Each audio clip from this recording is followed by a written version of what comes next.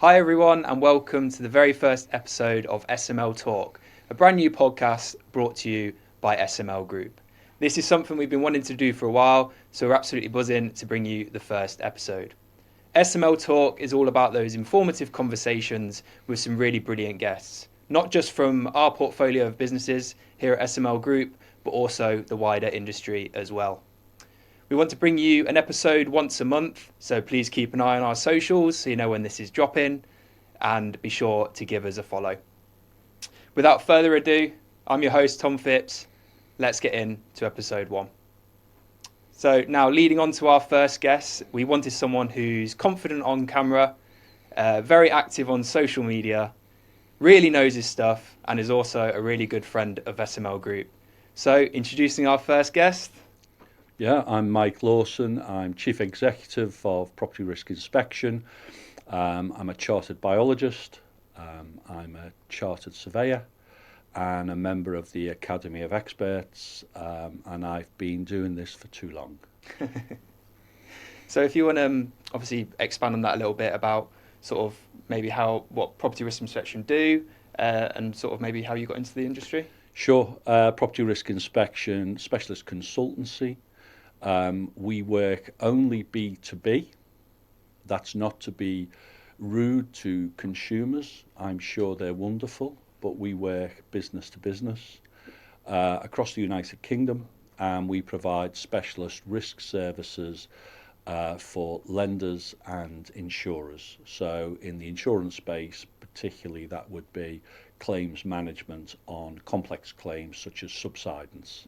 Okay. So we've got a headquarters in Colchester, but a reach across the whole UK. And we have a range of specialist arboriculturalists, claim managers, engineers and surveyors who are working in the field to try and get people their homes back when they've had the problem of subsidence strike.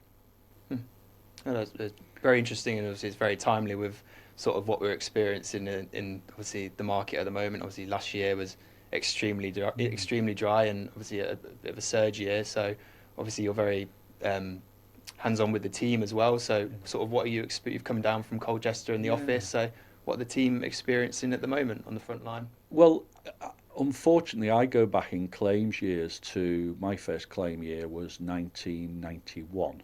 Which was 1990-91 was a hot summer. And I've been through the claims years 91, 95 to 97, 2003 to 2006, 2018, 22 and now 25. Not one of the great vintages. It's not a overwhelming surge. I mean, there were in the early 90s and the 2003 surge were of a different scale, but we're still talking about a 400% uplift across many parts of lowland England where the clay soils are. So teams are very busy. I find stretched teams tend to be happier, busy. They've got things to work on. And it drives that energy when you see the claims coming in. So we are surge businesses. So yeah, very busy. People are all over the country. Of course, it's remarkable, such a dry summer. One of the biggest challenges at the moment is your workforce trying to get to those first visits through floods. So yeah, the weather is a huge dependency for all of our businesses and for the work SML do. So yes, very busy, not at the highest levels that we've seen historically, but still surges stretch you in a way nothing else does. Yeah. Obviously it's a complete contrast, isn't it, for the start of 2026. It's just been, feels like we're coming in today as well. It's just raining every day, isn't it? It's it's ridiculous, isn't it? I mean, it's funny, isn't it? Because I'm an expert on climate and weather, but then so is everyone in the UK. Everyone in the UK is an expert on climate and weather. You don't need to be a real expert to know that. I think, was it 50 days consecutively it's rained somewhere in the UK. Crazy. So yeah, an awful lot of rain, and those claims, of course, and the people in affected by those claims need support as well. I think that's the key to remember. What we do is insurance is a safety net. Insurance captures people when those circumstances mean things have gone wrong. And we are there to support them in that safety net for something they know nothing about. So teams are very busy, everyone's very active, and I always think busy is good. Yeah, definitely. And obviously, you just briefly talked about PRI then, but obviously your journey, like university, how did you get into sort of what you're doing now? I think if you Yeah, could go into that, would be great. I hesitated because I thought if I'm asked the question about the journey, how did I arrive in this place? I thought I can lie or I can tell you the truth. So I thought I'll come clean. Um, I'm throughout my career. One of the first times I gave a talk, um, I was at the bar and someone had the back to me and they said, "Have you heard Michael speak?" And they didn't know I was stood in the bar. They said to another person, "Have you heard Michael speak?" And he went, "No, I haven't heard it." He says, "It's like Lily Savage does claims," which I didn't think was a particularly nice thing to say. So, Bootle boy, not hard to spot. I'm a Liverpool lad, a Scouser, a red, because of course you've always got to clear that one off. Yeah. Two teams in Liverpool, of course, Liverpool and Tranmere. So I grew up in Bootle, right next to the docks. My father ran pubs and clubs along the dock front. And from 15, I was working in the bars. So I knew nothing about education or subsidence. Yeah. Or any of these things. And Bootle, very poor area. It's all sand, so definitely nothing there. I was in an indie band as a drummer. So pubs, clubs, and indie band. And there were no jobs. We're talking now about the 1980s in Liverpool. Margaret Thatcher was in charge.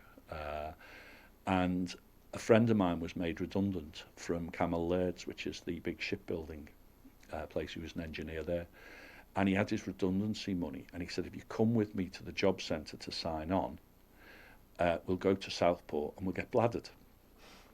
So I went to the job centre, and while I'm stood there blankly looking at the floor, because they had nothing in there to interest me in the 1980s, a lady came up to me and said, "Are you looking at that job?" And I wasn't looking at any job. There was a board. It had some cards on.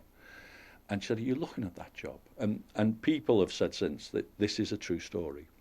The lady said to me, "That looks like it would suit you." And it said, "Arborist to Sefton Council." And I didn't know what an arborist was. And I said, "I'm not interested." And she went away and came back with a pen and an application form and said, "Just let me take your details." And I went, "I don't want to." And she said, no, I'd really like to." And I gave her my name and address. There wasn't a phone number, and we didn't have mobiles. Remember, you guys? No mobiles. And I went and got bladdered. 3 weeks later, a letter came to the house, and that was unusual. It was only final demands in our house. And the letter was an invitation to an interview for the arborist position at Sefton Council. And my mum said, "This has come." I said, "Oh, I was in the job centre and some woman asked me to fill out a form." And she said, "Well, you're going to go." I said, "No, why would I go and do that?" Anyway, my mother, God bless her and rest her soul, she went to my cousin who had a suit for funerals, a black suit, white shirt, black tie. And she came home with it and said, "Go for the interview." And I really didn't want to, but I put the suit on and I went along to Sefton Council offices in Liverpool. And I was ushered into a waiting room, and there were three men in there who had kind of country jackets on, brogues and moleskin trousers, and were carrying various binoculars and books on trees. Meant not to me. Yeah. Went into a room, and to finish the story, there's a huge table filled with twigs and 3 people behind a desk. And they said, before you come for the full interview, we'd like you just to fill out a plant ident of the 20 twig samples. And I sat down and said, well, there's no point because I don't know what they are. I don't know what any of that is. And they said, you've come for the interview for Arborist? I said, yes. And they said, what experience have you got? And I said, I work in pubs and I'm a drummer. And they went, well, our questions won't really work for you. So I said, okay, goodbye, and left. And as I walked out, I said to the 3 lads in the little waiting room, I said, there's a bloke in there with a table full of twigs, watch yourselves. And I left. 3 weeks later, a letter came to say I'd been offered the job as Arborist of Sefton Council. Now that is so preposterous. But a couple of years later, I spoke to the tree officer, Derek Austin, and at the time, Liverpool City Council and Sefton Council, Liverpool, were at war with the Tory government of Margaret Thatcher.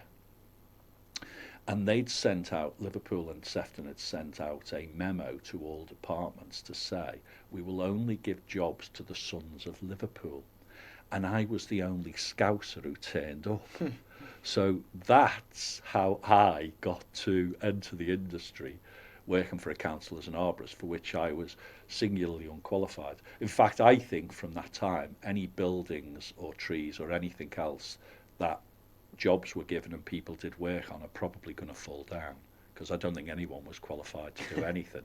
So, yeah, from a side, I think it's a message really that don't believe you can't, and that there's probably skills in you don't realise. Yeah. If only they can be given a chance. And I was given a chance at that local authority to learn about planning and learn about trees. And then you start to do the courses and you start to learn a bit more. And so, yeah, my principal experience was working in my father's pubs and clubs behind a bar and playing drums. That's the skills I bring to Subsidence. A lot of people would agree with that. Mm. So for viewers or listeners that don't know what an arborist is, now you have read the books and you have learned a bit more. So what is an arborist? Well, that's where, I mean, I always started, I actually call myself a biologist. So an arborist is essentially that part of landscape management which involves urban trees. So most people will come across a tree surgeon. Well, that's the person who's cutting the thing up that's failed. So when you're walking in parks and gardens, they're more beautiful, city salubrious. If they have trees in them, our avenues are more beautiful with trees on them. Our gardens are more peaceful and shaded with trees in them. So an arborist is a person who shepherds and manages trees in an urban area. And of course, that instantly means that there is conflict, because our urban areas are for people. And so we need houses and we need roads and people sit in gardens. And so trees will come into conflict because they're very close. If you're a forester, you're shepherding a flock that's in the countryside and no one cares. So it's all okay. Yeah. But if you're in the town, then you have these problems. And then trees will interfere with underground services and facilities. They'll cause subsidence. They'll collapse and kill people.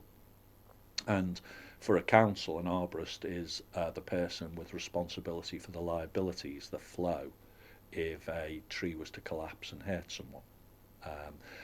I followed that journey up and did a master's in biology, so I am a chartered biologist. I was by accident given a charter to RICS, so I'm MRICS, and I think I went in the wrong room and they granted me that because I'm not a surveyor, I'm a biologist really. And a member of the Academy of Experts. I did 10 years in the technology court on liability claims flowing from property damage and trees. So as a member of the Academy of Experts, you can be a single joint expert or an appointed for a party expert, and your job is to give a court the benefit of your experience. So I've done expert witness work flowing from the knowledge I'd developed over time. And the industry gives you those opportunities: local authority, expert witness, consultant. There's many different paths you can go down. Today, I'm a business person. Yeah. All of those professional things fall away, and in the end, it's about how are people performing, am I aligned with the client, and how are we doing? Yeah, no, for sure.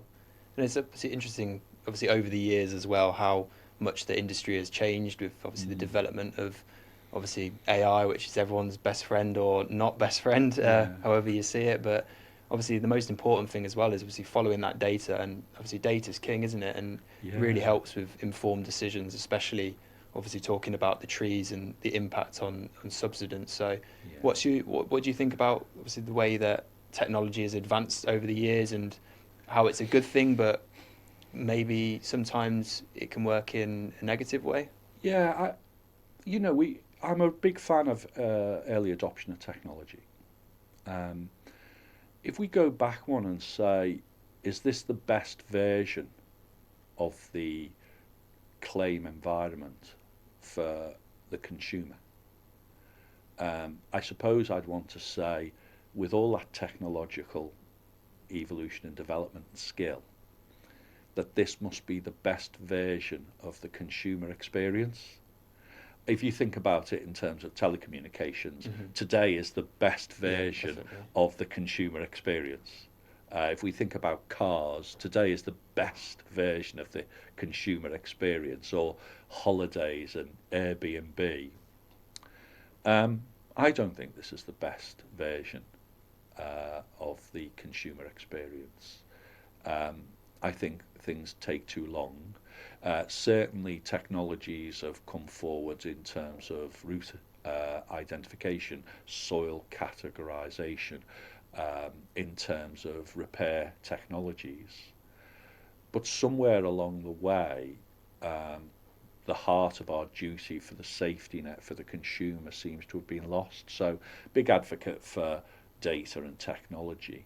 I think if we go back to the 1990s, there was an industry that was populated by many chartered engineers, real specialists in buildings. I wonder if we've lost some of that real expertise.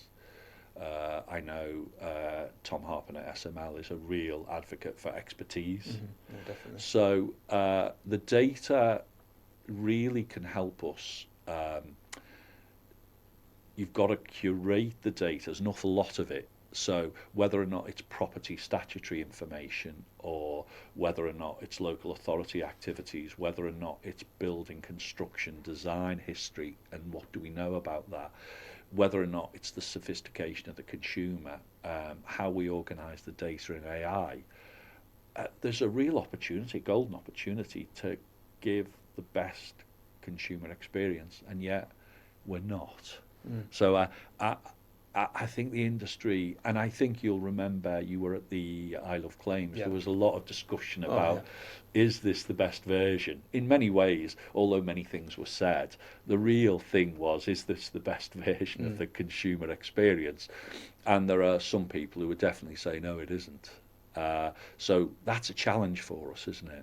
It's a real challenge. Yeah, definitely. I think as well, you just touched on there, obviously last year we SML were gold sponsors at the Isle of Claims Subsidence Conference, and obviously it was a really good day for someone.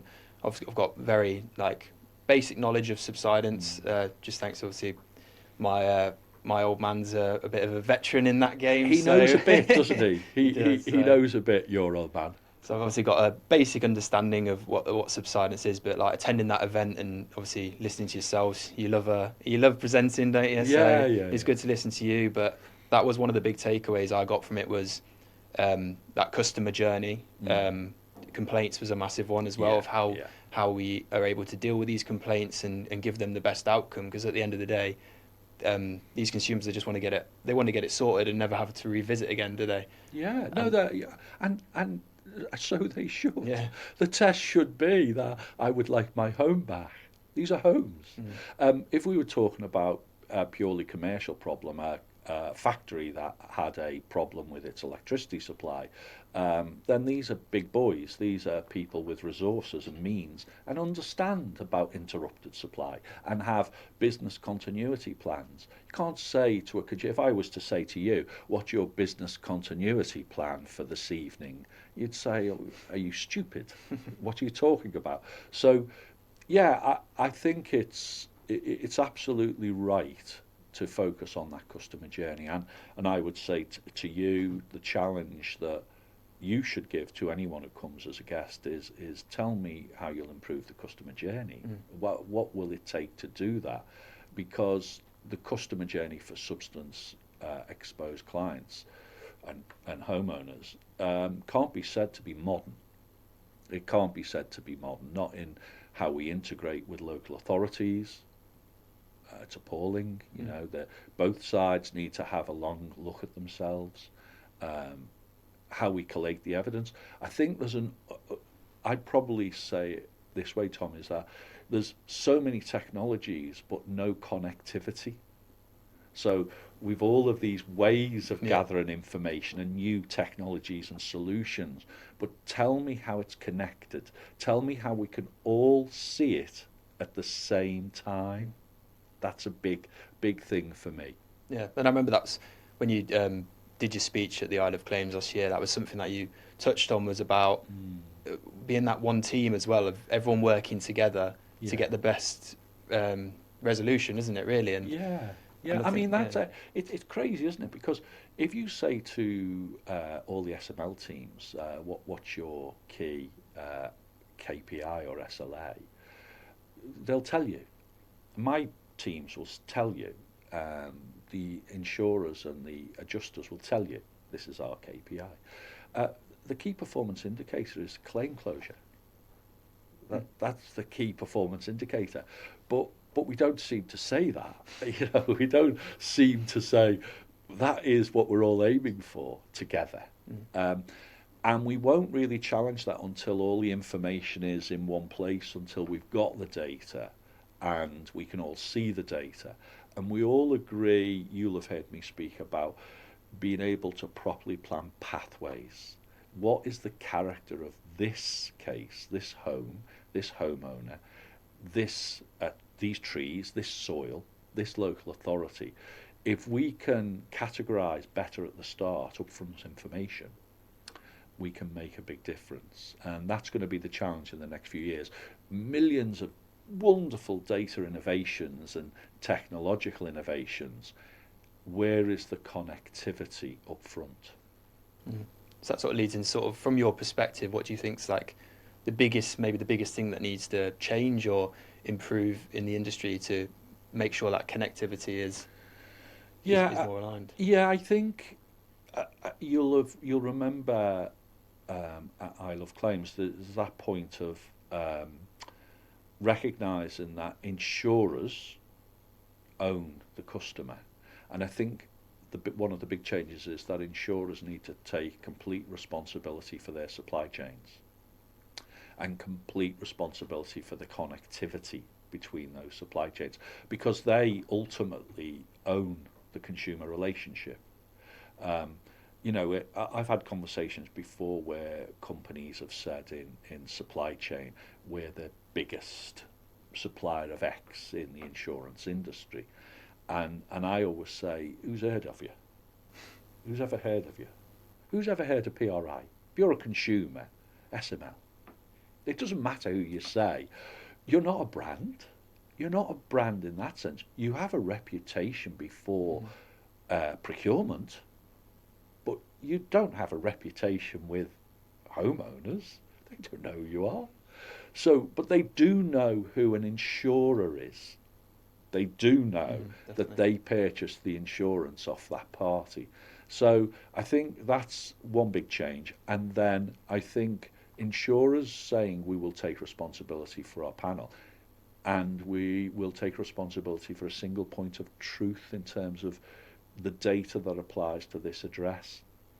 I'd like to see, you know, we have now open banking So we have open banking with information on a credit file, and you can see your credit file and you can see your score. So you know the types of products and services you can expect from that credit score.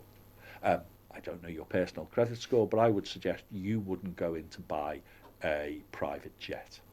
Yeah, that's just about right. Yeah, Yeah. just about right. You would know. You Yeah, would know sure. your credit worthiness. We all do. There's no open property score. We don't know. We visit each new subsidence claim de novo from the beginning, and nothing is known about this address. So wouldn't it be nice if we could tag an open property file, so that when we open that file, everyone starts from the same point of service on behalf of the consumer? And I think if you were to say to me, what do I really wish and what am I working towards? It's upfront data, driving an insurer pathway from day one. That to me, from FNOL, first notification of loss, let's have that one common file that determines the pathway of the claim and judge everyone on the pathway SLA, the pathway KPI, and have everyone drive towards a consumer outcome. That's kind of mission speak. That's brilliant. But it's also as well something that was quite active on social media. Also a little bit of a theme on our stand last year was we had the pig sweets, the Percy pigs, and the big chewy snakes, which went down a treat with the people visiting our stand. But you spoke about it in presentations as well, and a few other key people have spoke about it on LinkedIn. So that pig and the python. If you just want to explain a bit about that story and sort of where it originates from. Yeah, the pig and the python goes back to a wonderful individual, Nigel Springbenyon, who was one of the innovators in the late 90s of what was called PMS, Project Managed Subsidence. So go back, think of what you might or might not have been doing even in this universe in 1998. Project Managed Substance was the idea that you would manage the whole claim on behalf of insurers for the better good of the consumer. But it faced a big problem at the time and subsequently. All that a claim management process could do would be to swallow that year's crop of claims. And Nigel gave a wonderful talk. I'll never forget it. He said two things. He says, in insurance substance, and this stuck with me, and it really did. He said, insurance, remember that our challenge is to be the cream of the crap. Yeah. And I thought that was such a wonderful admission of how little the industry expects to achieve. If we can just be slightly better than the other guy, we've won. And he also, really, it was Nigel who I first heard speak in '98 about the pig and the python. And the pig is the idea that the claims, if you like, can't be dissembled. So if you think of a pig, you're not allowed to have trotters and pork scratchings and ribs and chops and bacon and a snout. Well, you're making me hungry now. Yeah. You can't do that. You're not allowed. Yeah. You have to swallow the whole pig. And the analogy, I think, of a python with a slowly rotting, digesting pig moving through its system. And that's a lovely metaphor because you can't get in and get anything out. I defy anyone to say, I'm willing to take that pig out of that python. I'd say, good luck. Yeah, just leave it be. leave it be, just let it. And it was that idea that we just have to wait interminably. Policyholders have to wait for 1 year or 2 years or 10 years, whatever it took, because the pig was in the python. And it was a closed system that you just had to wait. And it was no good knocking, no good asking, because you just waited till it had finished. So yeah, that was the pig in the python, and it was a wonderful way just to think of how poorly we do. Yeah. No, it's a good analogy, and it was good to see it all sort of come to life on the stand as well, Yeah, and it's people lovely. people knew what people knew Yeah, what it was about as well. So yeah, it was yeah. really It good. looked really great. It Yeah, looked it did. fantastic. Have you got any more this year? Are you attending any events, speaking, or? I've just done a couple of podcasts more in the lender space. I will try and get to I Love Claims this year. They've not asked me to speak. I think I probably upset them all last year, but that's my job. My job is not to say the easy thing, it's to say the hard thing. If we're going to lead, let's say the hard thing. Sometimes it upsets your own team, but say the hard thing. So no, I'm not at the moment scheduled to go and speak about subs anywhere. You're my only real outlet, Tom. You're all I've got. Yeah, that's good then. Hey, you're the first one on the podcast, so I thought let's kick it off with It's with fun. a guest who It's can a pleasure. really It's really talk. great. Yeah, cool. Something as well that we want to discuss as well is obviously Subsidence.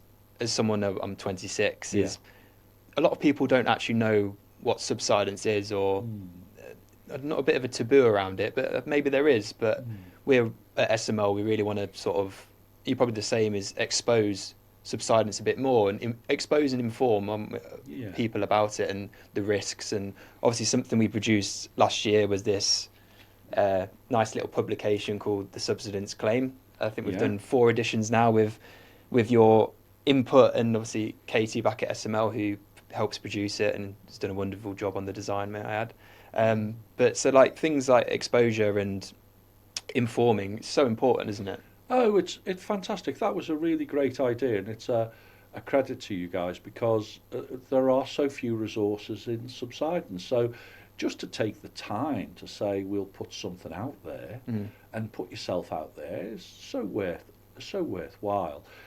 Yeah, I think Subsidence. I'm often minded that courts and judges get things very right. And if you speak to a judge, he'll say a settlement of a building is that which occurs gravitationally as the building loads against the soil after construction. Do you get it? If you put just a brick on the soil, it will settle because of its weight relative to the material it's founded on. And settlement is something that happens in only the first few years after construction of a new build property. Subsidence is a differential movement of soil, and it's a differential movement of clay soil. Subsidence affects a soil that can volumetrically change. If it can't volumetrically change, it's called granite or rock. Yeah. So if you build a house on rock, you would expect no settlement because the load applied doesn't have an impact on the material. If you were to put a property and put it on peat, soft soil, you'd expect it would settle quite a bit as it found its measure. But differential movement is subsidence, and that's to do with clay soils which change volumetrically when you take water out. And a subsidence is dangerous when it's differential. So if you think, if we suffered evenly subsidence over a foundation, then there would be no cracking. A building would never crack if it moved up and down equally. Buildings crack only because one part of the building is moving down relative to the rest. And that is typically additions. So one of the very most common factors of movement is something added. A conservatory, a new toilet block, whatever. So look for extensions, look for clay soils, and trees contribute to the differential movement. No, it's interesting when I speak to my mates down the pub on a Saturday night, and they sort of ask a bit about subsidence, and they just automatically think, oh cracks. And I went, actually no, there's more to it than just that, and obviously you've just touched on there. So it obviously informing a bit more about what actually is subsidence and the risks and for homeowners who do have subsidence can be catastrophic, can't it? You can lose houses, you lose your home, can't you? So Yeah. It's principally very few houses will ever fall down because of differential clay shrinkage, but they're unmortgageable. Mm. The devastating impact is that the asset can't be resold. And in a market in which you can't resell because you can't achieve general insurance, you could only sell to a cash buyer, and a cash buyer may ask for a discount, as well as all the extra time it takes. So, to be perfectly honest, everything known about subsidence and repair is all established science. It's done. We know what causes it, we know how to fix it, we know how to do it quickly, we know the big problems of delay that can occur. But the big impact is on ordinary people who are unable to move home. And that's to bear in mind. This is people who wish to change job, change school, change life. And when we have large numbers of properties suffering subsidence and predictions that with climate change that'll be more, then we have less stock that's liquid in our housing stock that could be mortgaged. Yeah. So the devastating impacts, as is flood, but subsidence will mean that you will find it very difficult to sell in an open market and may end up with a discounted sale.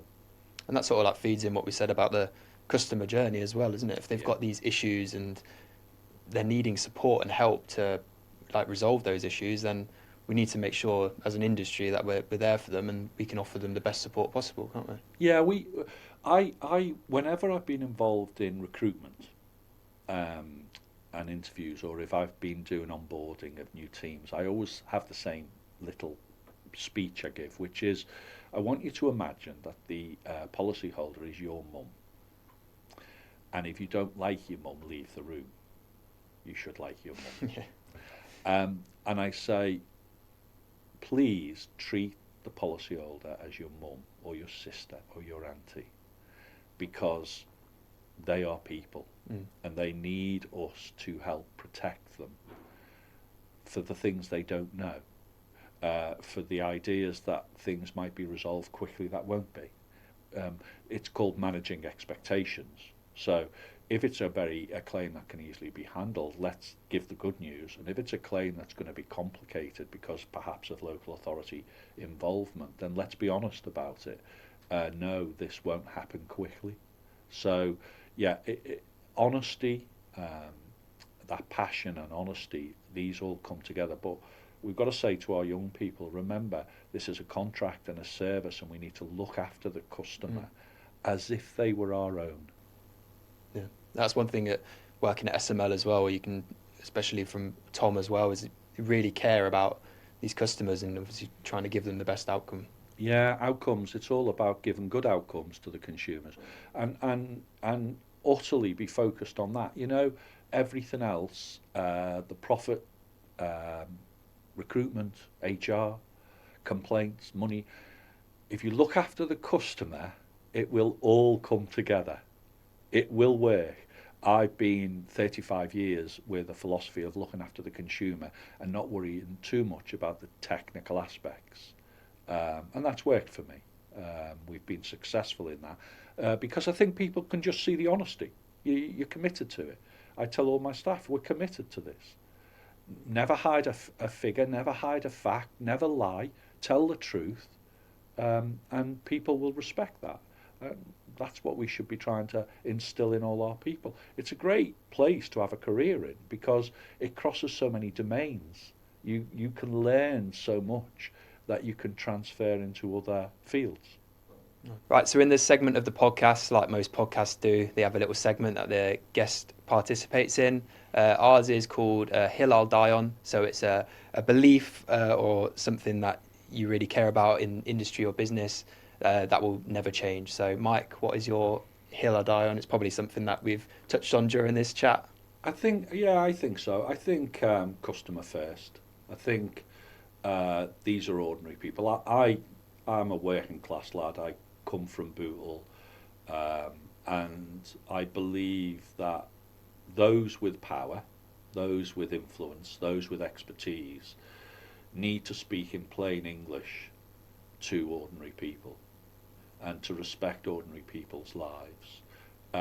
We may have the most fantastic, beautiful tree in a garden, but if it is causing distress and damage and people are upset, we can replace it. We can replace it. But people's lives, we're not really qualified to put those back together. So the hill I'll always die on is customer first, treat the consumer with respect, treat them as if they are your own, and that's really what I hope they put on the stone. Yeah, brilliant. No, that's a good one. So probably just to wrap up this podcast, probably may as well touch on it. Like you said, you're a massive Tranmere Rovers. No, you're a massive Liverpool fan. Yeah. Obviously, I don't really like talking about football because I'm a Leicester fan. I'm a Leicester fan, unfortunately. You did. I thought that was a fantastic game against Southampton. I turned off when you were 3-0 up. I didn't see the final score. What was? You must have been. No, I'm not sure, to be honest. I didn't check that, but no. So Liverpool. You're a massive Liverpool fan. You get to a few of the games, don't you? Yeah, I was up. I went and watched Brighton. Of course, for ordinary people, it's become so commercialised now, and particularly in the Premiership. I mean, I could probably go and get a seat at Leicester at the moment. Oh yeah, probably have 50 seats. Yeah, you could. But it's very hard to get the tickets for Anfield. But I do manage to get a few. I was in the Anfield Road end against Brighton. I'm a big Liverpool fan. I was brought up a Liverpool fan. Everyone around me, Liverpool fan. So never a blue nose. It doesn't exist. And we've had a great few years. Jurgen was a breath of fresh air for the whole Prem. Yeah. You know, we want to see those characters, don't we? No, definitely. I always loved Jose. I thought Jose Mourinho was fantastic for the Prem because he really did annoy Alex Ferguson, didn't he? And anything. You see, Wenger was a great coach, but I think he was too nice that Ferguson never really hated him. Yeah. Whereas, I mean, he hated Rafa, but he had one over on Rafa. But I think Jose was good because he got under his skin, yeah. Got under his skin, didn't he? Yeah. So yeah, we want the characters. We want big personalities in football, don't we? We don't want it to become too merchandised. So Klopp's been great. Slot's doing well. Yeah. All the talk about this year's been a little bit shaky.